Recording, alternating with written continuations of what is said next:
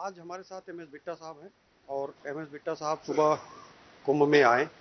और कुंभ में आने के बाद बिट्टा साहब इतना खुश हैं कि बिट्टा साहब को ये लग रहा है कि इनके पास इतनी सिक्योरिटी सिक्योरिटी के साथ साथ बहुत सारी चीज़ों के इंतजामात के साथ बिट्टा साहब जो है सबको दरकिनार करते हुए कुंभ में नहाए। और नहाने के बाद ये कुंभ का भ्रमण भी किए हैं।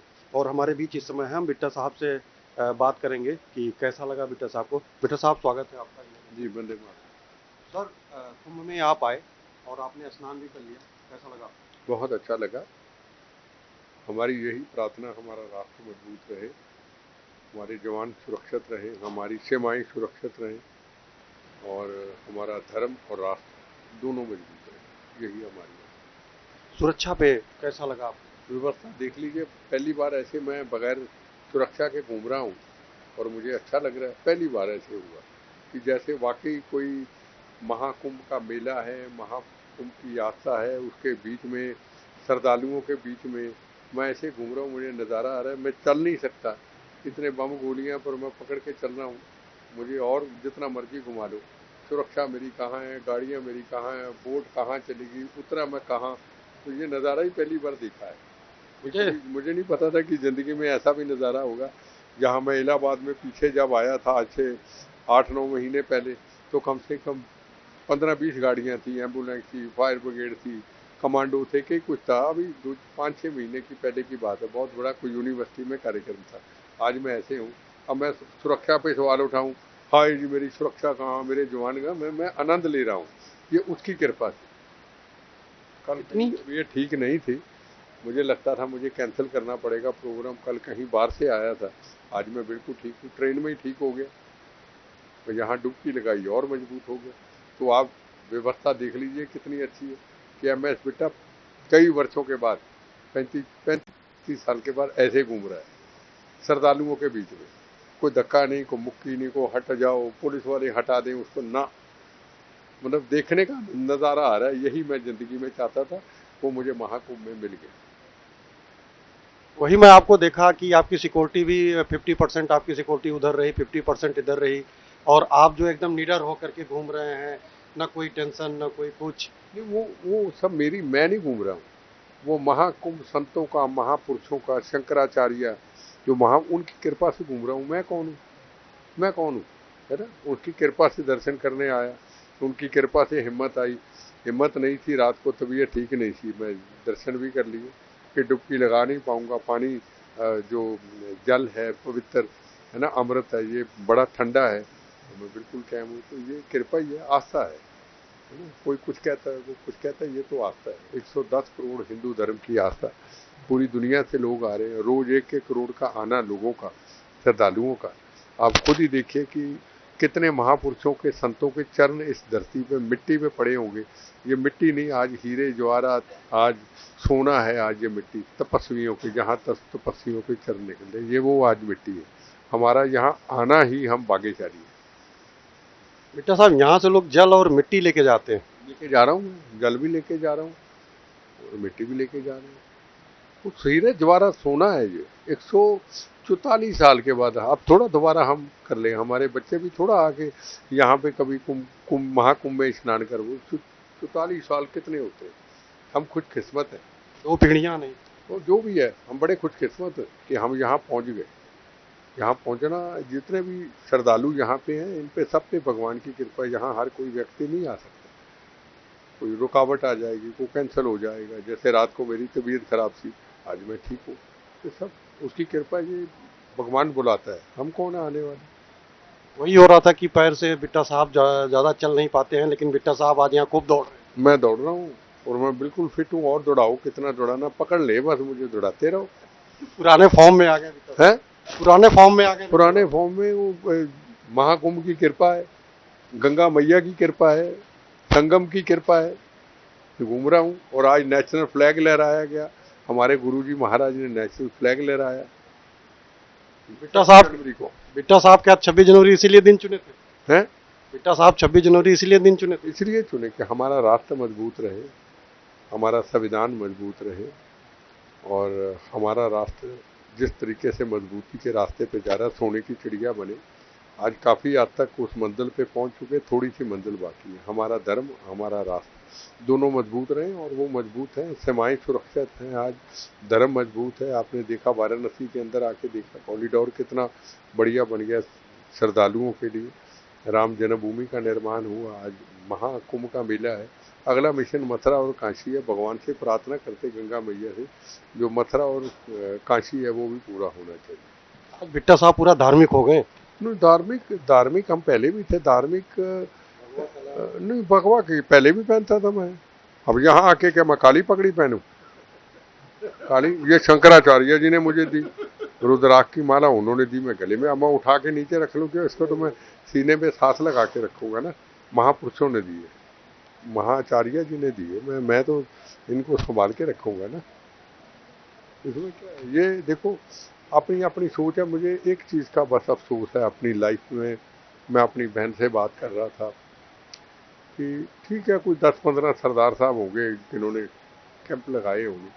हम सिख भाइयों को भाईचारे का सबूत देना चाहिए। जिस तरीके से मेरे हिंदू भाई 110 करोड़ मेरे हिंदू भाई हरमंदिर साहब में नमस्तक होते हैं, 20% सरदार और 80% हिंदू भाई दरबार साहब हरमंदिर साहब में मत्था टेकते हैं। पर आपको यहाँ आना चाहिए सबको। और जब पन्नू धमकी देता है कि हम बम्बों से उड़ा देंगे महाकुंभ में, उस वक्त मेरे सिख भाइयों को बोलना चाहिए, वो बोलता नहीं है। इस चीज़ का मुझे क्षमा मांगता हूँ और मुझे इस चीज़ की पीड़ा है। मेरा सिख समाज क्यों चुप रहता है? कल को पाकिस्तान ISI को पगड़ी पहना के कोई शरारत कर दे और खालिस्तान का नारा दीवार पे लिख दे और सिर पे पगड़ी हो वो पाकिस्तानी है ना, ISI का एजेंट, तो सारे सिखों के लिए तो आफत आएगी ना। क्या कभी उन्होंने ये चीज़ सोची? जिस दिन सिख भाई खुल करके खालिस्तानियों का, पन्नू जैसे लोगों का सारे विरोध करेंगे तो फिर कोई फिक्र ही नहीं, ये करता कोई नहीं। ये सबसे बड़ा अफसोस और दुख है। हिंदू सिख हमारा 9 मास का रिश्ता, कभी अलग नहीं हो सकता। पर ऐसा क्यों कि यहाँ पे बहुत कम तादाद है। मैं पगड़ी कम देखी मैंने, इस चीज़ का अफसोस। हमें सबको आना चाहिए। आप आह्वान कर रहे हैं? आह्वान कर रहा हूँ मैं ये कह रहा हूँ कि हमें एक अपना आस्था का प्रतीक, ये हिंदुस्तान भारत हमारे गुरुओं का देश है। आप अगर राम जन्मभूमि देंगे तो पीछे वो स्थान है, राम जन्मभूमि के पीछे जहाँ गुरु तेग बहादुर हिंद के अंदर उन्होंने वहाँ तप किया था। गुरु गोविंद सिंह महाराज आए थे, माता गुजरी जी उनके माता जी आए थे, है ना। तो जब सारे गुरु नानक देव जी महाराज आए, फर्क क्या है? क्या फर्क है? मैं सवाल पूछना चाहता हूँ, क्या अंतर है? हम सब धर्मों का सत्कार करना चाहिए। पर हम जब राम जन्मभूमि पे निर्माण होता तो हम कहते हैं हम मूर्ति पूजा के विश्वास नहीं करते। तो क्या पूरे देश के अंदर हनुमान जी के स्थान और विष्णु भगवान के स्थान, राम जी के स्थान, भोले शंकर के स्थान क्या मूर्ति है? क्या ज्योतिर्लिंग बर्फ का टुकड़ा है? मैं इनको सवाल पूछना चाहता हूँ। किसी धर्म के ऊपर कटाक्ष क्यों करे? इतने करोड़ों लोग हैं, क्या ये बेवकूफ़ हैं? मैं पूछना चाहता हूँ। इसके लिए सिख समाज आगे आए ना। आप क्यों बहस करें? कोई और क्यों बहस करे? आप बहस करेंगे कि आप तो फिरका प्रस्त हो, आप बोलने का अधिकार आपको किसने दिया? आप हिंदू हो, आप मुसलमान हो, आप ईसाई हो, सरदार मेरा भाई क्यों ना बोले? ये मेरी अंदर की आवाज़ है। क्या फ़र्क है आपस में? मैं सवाल पूछना चाहता हूँ। क्या कभी हिंदू भाई ने गुरुद्वारा साहब जाने के लिए क्या मना किया? वो उतना मंदिर नहीं जाते होंगे जितना गुरुद्वारा साहब जाते हैं। ये सवाल है। आप ना आओ, कोई बात नहीं, मंदिर में ना आओ, और बुरे शब्दों का इस्तेमाल मत करो कि हम बम्बों से उड़ा देंगे, हम हमला कर दें। ये नहीं, ये कायरता नहीं है? कायरता उन सबकी है जो चुप रहते हैं। मौन का क्या मतलब होता है? हमारी आबादी कितनी है? 2.5 करोड़, 3 करोड़, 3.5 करोड़। 2 दिन में 3-3.5 करोड़ इधर आता है, इतनी आबादी है। और इस पगड़ी के आके 110 करोड़ हिंदू मेरे भाई शंकराचार्य तक हरमंदिर साहब में सिर झुकाते हैं। मुसलमान भी आता है, ईसाई भी आता है। मैं अमृतसर का हूँ, वो बर्तन की भी सेवा करता है, लंगर की भी सेवा करता है। तो फिर किस चीज़ का मतलब? फिर जब इतनी बड़ी धमकी आती है, महाकुंभ 144 साल पुराना जो उसके बाद आया है, और अमेरिका से धमकी आए, और मुझे बताइए किस सरदार ने, मेरे भाई ने, किस गुरुद्वारा प्रबंधक कमेटी, चाहे वो इलाहाबाद की हो, है ना, प्रयागराज की हो, चाहे लखनऊ की हो या कोई और हो, कि मीडिया को बुला के जवाब दिया, पन्नू तेरी ऐसी की तैसी, तू आके दिखा, हम भारतीय हैं, हमारे गुरुओं का देश है। हमारे गुरुओं ने को अमेरिका, कनाडा, जर्मनी में जन्म नहीं लिया था। उनका ये पटना था, गुरु गोविंद सिंह जी का स्थान था, और आखिरी स्थान नंदेड़ साहब था महाराष्ट्र में। हमारे गुरुओं का देश है भाई।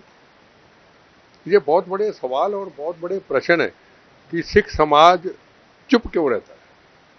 ये भी कारता है, ठीक है, जिसने गाली देनी दे, जिसने बुरा बनाना बनाए, बेटा ऐसा बोलो, जो सच है वही बोलूंगा ना।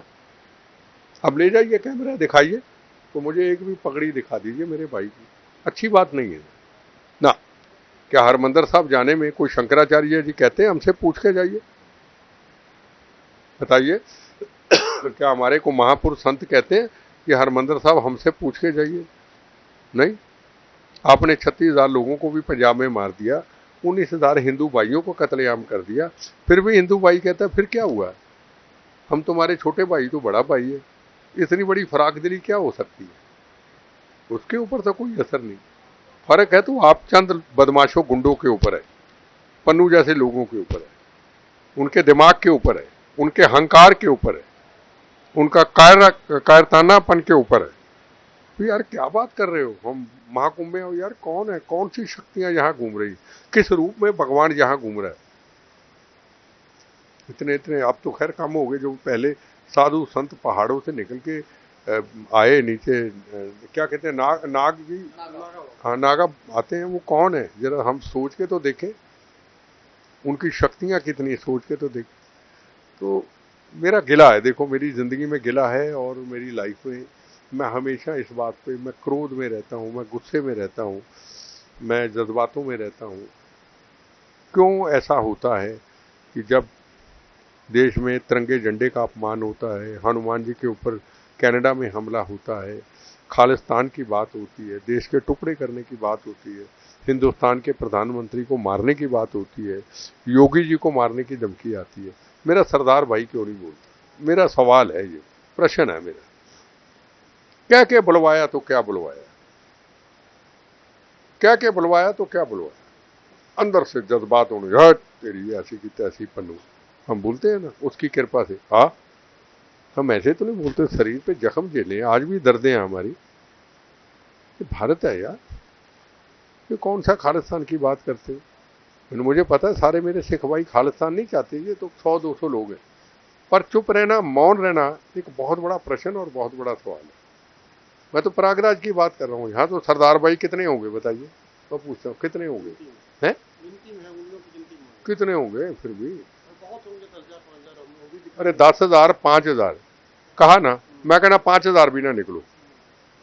अगर प्रयागराज का 2,000 मेरा सिख भाई तिरंगा डंडा लेके, महाकुंभ का, गंगा मैया का संदेश लेके सड़कों पे पगड़ियां पहन के निकले, एक भी मेरा हिंदू भाई ना हो और पन्नू के लाके तख्तियां कर दे, बम्बो गोलियों का जवाब इसी से मिल जाएगा, वो करने को तैयार ही नहीं है। ऐसे थोड़ा होता है, रोटी राजी हम पूरे देश में कमाते हैं, और भारत माता का जब अपमान होता है तो हम सहन कर लेते हैं। भारत माता का, धर्म का अपमान सहन नहीं होना चाहिए। ये मेरा बहुत बड़ा सवाल है सिख भाइयों के ऊपर। हिंदू नहीं बोलेगा, वो कहता सिख तो मेरा बड़ा भाई है, कितना भी तंग करो, कितना भी उसको मेंटली टॉर्चर करो। मैंने देखा है बहुत मेंटली टॉर्चर किया जाता है हमारे प्रधानमंत्री जी को, अमित शाह जी को, योगी जी को, बहुत मेंटली, तुमको मार देंगे। मोदी जी को मारने को आसान है, वो मोदी जिससे चाइना पाकिस्तान थर थर कांपता है, पूरी दुनिया में उसका डंका बजता है। इजराइल के बाद वो ये भारत हमारा कहाँ मुल्क उन्होंने खड़ा कर दिया। अब उनको धमकियां देते हैं, उनकी कमजोरियों का हम नजायज फायदा तो ना लें, चाहे किसान आंदोलन हो, चाहे कोई और आंदोलन हो, हम उनकी शराफत का मेरा फायदा तो ना लें। वो तो पगड़ी की इज्जत करते हैं, हमारी पगड़ी का सम्मान करते हैं मोदी जी, गुरुओं की जो पगड़ी उसका मान सम्मान करते हैं। उसको धमकी देने से उनकी कमजोरी मत समझो। बड़े बड़े उन्होंने ठीक कर दिया, हम क्या है, हमने मैं ये समझूंगा हमने बहुत कुछ गवा लिया उनसे दूरी बना के, सिख समाज ने, जो मैं महसूस करता हूँ।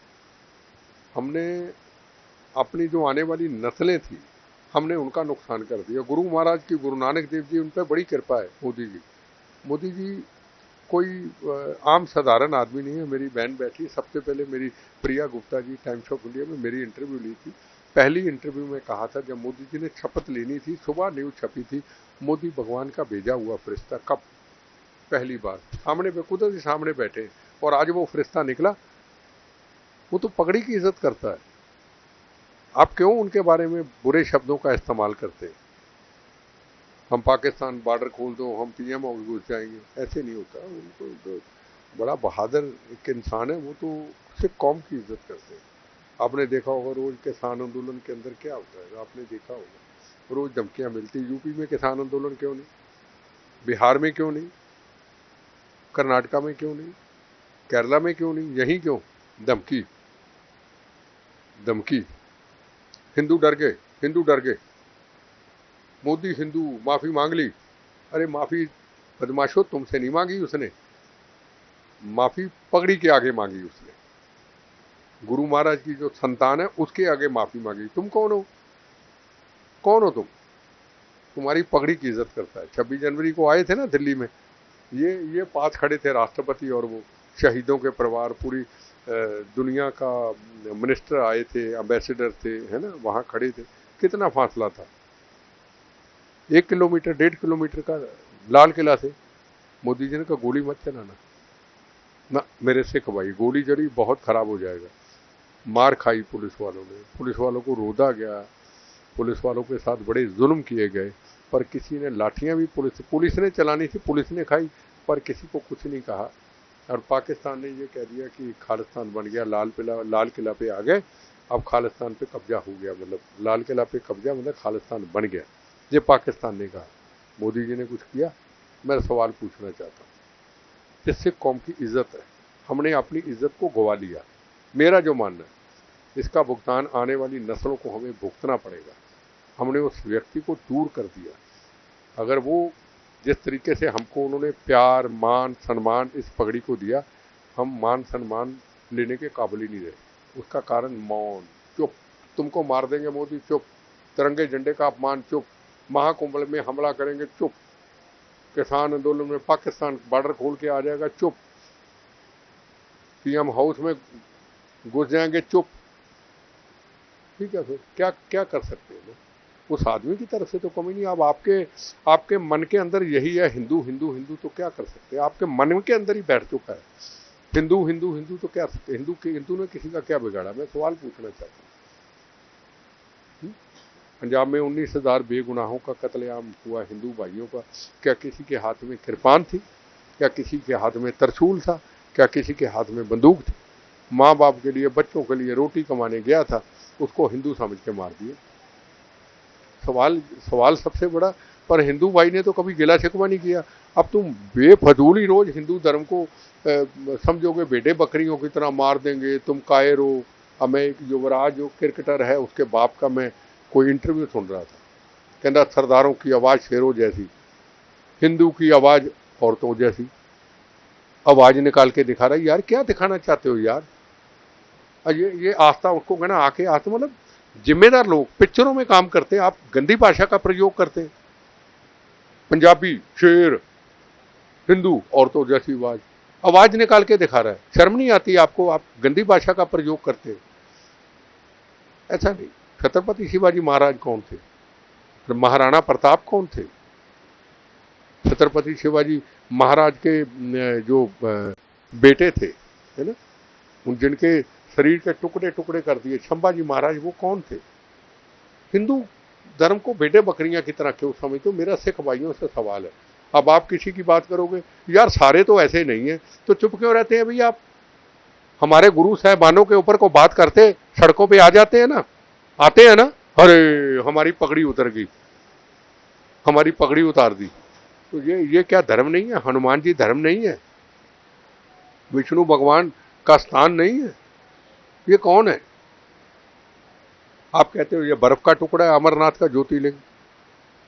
यार बड़ी बड़ी अजीब सी बातें ये, मतलब ये दुख देती है। इसके ऊपर कोई चर्चा होती नहीं। पर कितनी देर तक इन चीजों को बर्दाश्त किया जाएगा? हम नहीं किसी को कहेंगे तुम बाहर निकलो, तेरे अंदर से आवाज है तो बाहर निकल। हमको कहें तुम निकलो बाहर, तेरे अंदर से तड़पना होनी चाहिए कि हमारा राष्ट्र है, हमारा धर्म है। हम कौन थे पहले? गुरु गोविंद सिंह जी के बाद इस सिर पे पगड़ियां सजाई, पहले कौन थे? है ना? तो मैं इस कंट्रोवर्सी में नहीं पहना चाहता कि हम पहले हिंदू थे, ये और बहुत है लोग बोलने वाले। मैं कंट्रोवर्सी नहीं हूं, मैं एक असूल की बात कर रहा हूं। हम चैनलों पे इंटरव्यू लेते हैं, करते हैं, काम चल रहा है, पर एक जो भी इंटरव्यू हो, कोई भी विचार हो, वो लोगों तक इस तरीके से जाएं, लोग जागे, लोग उसका समझें भी जो बात हो रही है वो क्या हो रही है। हम कई बार कहते हैं यार ये 84 के दंगे हो गए। मैं कई बार कहता हूँ, अभी इंटरव्यू में पंजाब में कह रहा था, अगर इंदिरा गांधी को ना मारा होता तो 84 के दंगे होते। कहते ब्लू स्टार ऑपरेशन हो गया। अगर बेगुनाह 36,000 लोगों को मार के गुरुद्वारा साहब को ढालना बनाया होता हथियार लेके, क्या ब्लू स्टार ऑपरेशन होता?